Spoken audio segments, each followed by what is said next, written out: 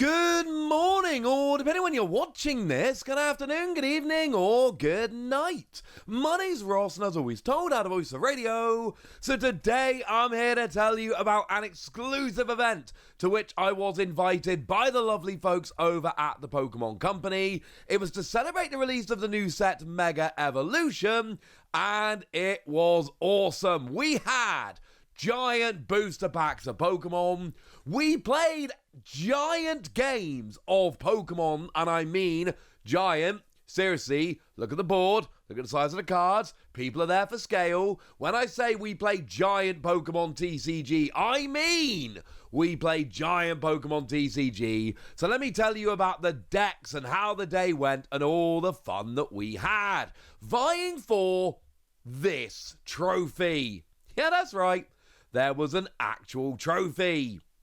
Now, the guest list was honestly pretty stacked with people you may have heard of like Dan TDM and Grey Skits and a bunch of other people who are apparently far more famous than I am. So we all descended to a secret venue in London where we could have a play. And yes, we did get to open a giant booster pack of Pokemon cards. So, I don't know, have a look at this giant booster pack opening while I keep talking about the event.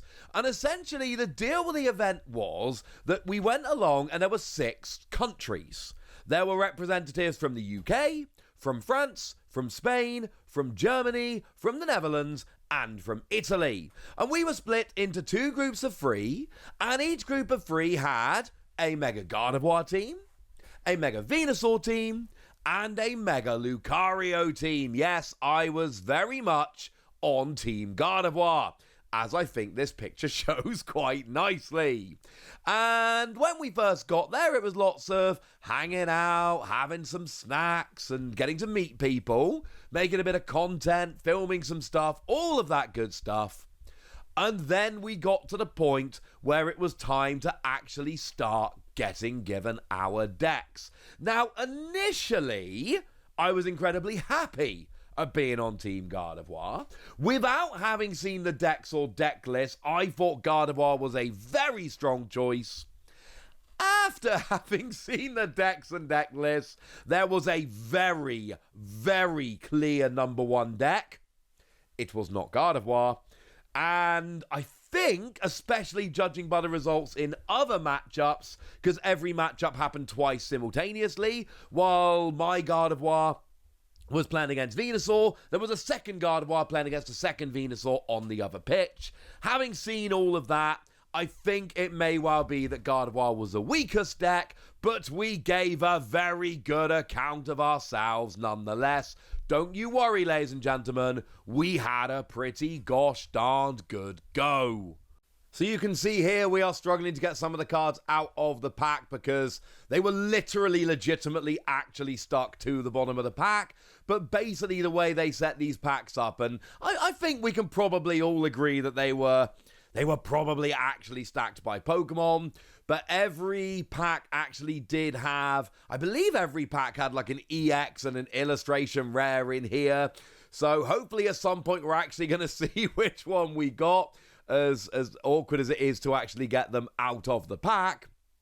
But we ended up with, here we go, obviously Mega Gardevoir, and then the illustration there is the Bulbasaur, which if I may be so bold as to suggest, yeah, one of the best illustration rares in the entire set. I think that's pretty clear.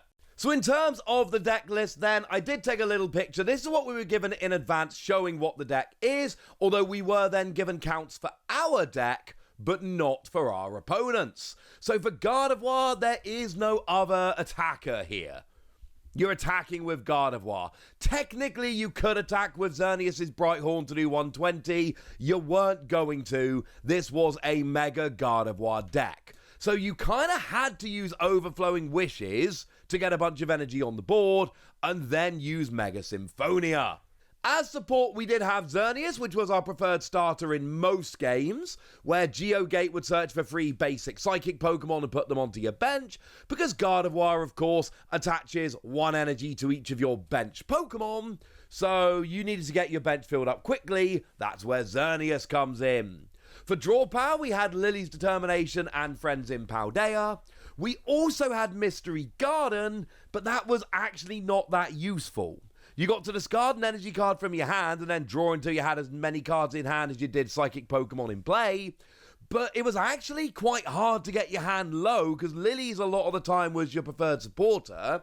So you'd play out your hand, use Lily's, and then you'd have too many cards in hand to make good use of Mystery Garden. This was one of the bad points of the deck. We didn't have a very good draw engine.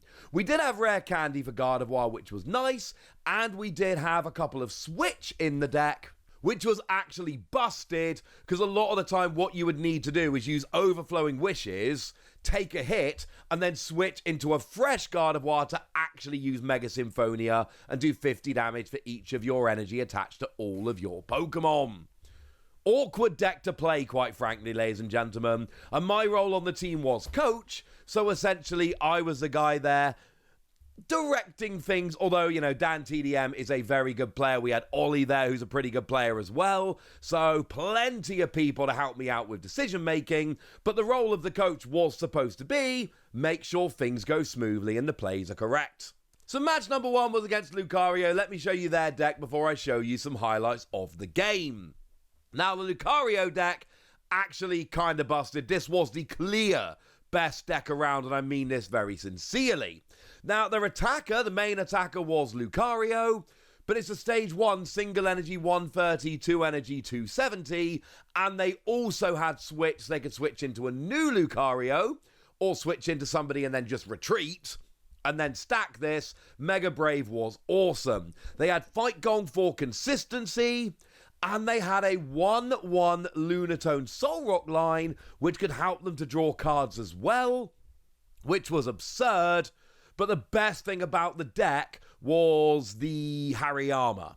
They had a 2-2 Hariyama line, so they could legitimately Gust. It was the only deck in the tournament that had Gust, so they could just bring up bench Pokemon and KO them, and no one else had the opportunity to do so. And the combination of a stage 1, whereas the others were stage 2s, 1 and 2 energy attacks and Hariyama for gusting, really did make Lucario the best deck around. Also had Premium Power Pro for what it's worth to do extra damage, which was also immense. And then the bit I haven't shown you yet, Friends in Paldea, but also Professor's Research, which was better draw. So between Professor's Research and Lunatone, they had better draw than other decks.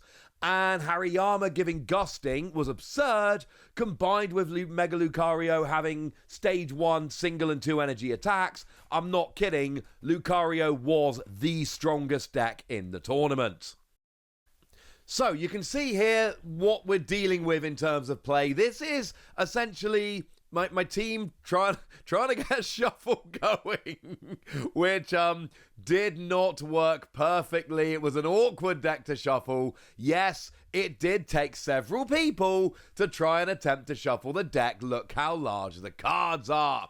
But essentially in this matchup, it was very awkward due to the early pressure that Lucario could put onto a Gardevoir deck, especially with the Hariyama for gusting.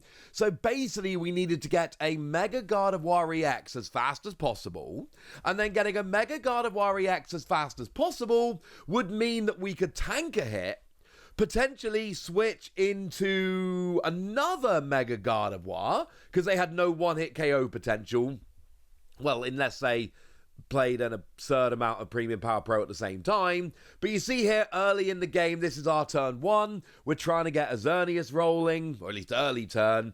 And here we've used Xerneas. We are desperate at this point to try and get a Mega Gardevoir, and it's not working. We're using Lily's Determination. Shuffle draw 6, not an easy thing to do. And you can see we're drawing multiple Gardevoir, but we are not, unfortunately, drawing into what we need. Our opponent is able to get a Hariyama, gusting up our only Curlier. There were 2 in the deck, but unfortunately it turned out later one was prized. So essentially at this point we are feeding prizes, and the goal is simple.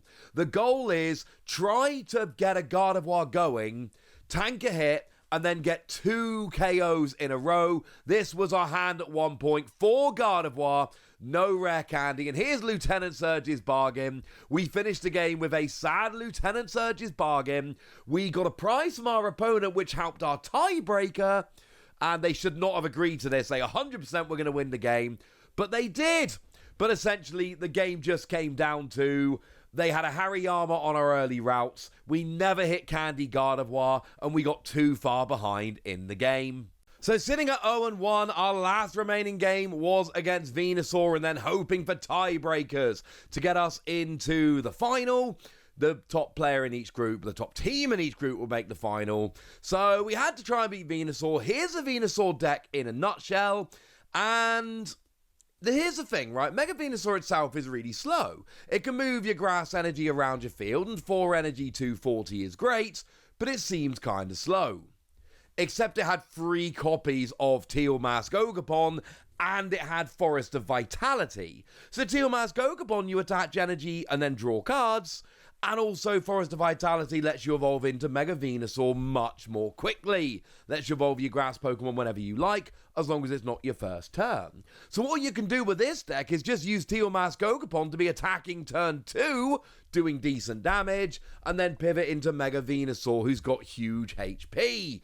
Oh yeah, and you've also got Wally's Compassion, which lets you heal all damage from your Mega Evolution Pokemon, and you have to lose all the energy on it. It has to go back to your hand, except don't worry, move it off, Venusaur to somewhere else, heal with Wally's Compassion, move it straight back. Having 3 Teal Mask Ogerpon and Wally's Compassion and Forest of Vitality made this an intimidating deck. Bit of a worry against Lucario, because Lucario's second attack for 2 energy easily one-hit KOs Teal Mask Ogerpon, and with Premium Power Pro they can do it in 1 attack with a first attack. But yeah, make no mistake about it, this was another very big deck, and it was going to be a very difficult game. So here we go then into our Venusaur matchup, and this is going to be one where we're going to have to play very, very well indeed. So early game, we're again going Xerneas. We are trying to set up using Mystery Garden and try and get rolling. Now our opponent, look at their start. Teal Mask Ogerpon with 2 energy. They are taking early prizes here. Teal Mask Ogerpon setting up fast. But over on our side, we get the double turn 2 Mega Gardevoir. We got a couple of Curlier. We're actually rolling here. We got another Gardevoir ready to go. So although we are on the back foot and a prize down, we are at least in a position to start mounting some kind of a comeback here. So we end up getting Gardevoir, we use Overflowing Wishes, we get a bunch of energy down on the board, and we are trying to get up to 8 energy, because 8 energy will be enough to get a one-hit KO on a Mega Venusaur. And Mega Venusaur has no gusting in the deck. So the theory here essentially is that all we need to do is set up a board like this, and then we get a KO on Venusaur. They cannot KO us back. We then get another KO. It all just came down to, can we draw a switch? We end up with 2 cards left in our deck. And if we draw a switch, we guarantee win the game, because we can switch around Gardevoir and they can never gust and get a KO. If we don't, we can either retreat and not have enough energy, or let our opponent 2-hit KO us. So it ends up coming down to this, and we do end up ripping the switch off of the top. So that means that we can then keep switching around our Gardevoir, and we can just take 2 one-hit KOs in a row, meaning that we don't have to actually worry about it. So now we can start actually announcing for 400 damage, getting the big KO on the Venusaur that we absolutely needed here, and this would be the pivotal moment in the game. We get the KO on the Venusaur, and then we can just go ahead and KO whatever comes out into the active. It doesn't matter anymore. We just evolve up 1 more Gardevoir, because I don't know, we might as well, and we've got a bunch of super heavily damaged Gardevoir, and it just doesn't matter in the end. They hit, we switch and KO. They hit, we switch and KO. We had to let them get the first hits. We had to use Overflowing Wishes. But in the end, we set up this really long, awkward game plan whereby we needed to double switch, and it was super annoying. But we use Overflowing Wishes. They hit. We switch, we then KO, we have to switch again, and then we get another one-hit KO, and there is nothing they can do about it. A very awkward game, but we pulled it off in the end. And for what it's worth, as I said, on the other pitch at the same time was another Gardevoir against another Venusaur, and I will say that we were the Gardevoir that won. The other Gardevoir did not have such a good time. I think that means we did something right. So after all of that, we finished 1-1. The tiebreakers didn't go our way. It was an all Lucario final. I said there was one deck that was clearly the best. Lucario won both groups. And that meant that, unfortunately, it was an all Lucario final, and Lucario took the win. But I got to open a giant pack of Pokemon cards. I got to play with giant Pokemon cards. I got to meet some cool people. It was awesome. Thank you to Pokemon for taking me out. And I'm going to leave you with a video of Pikachu dancing. Use your deal, comment, like, subscribe, all that good stuff.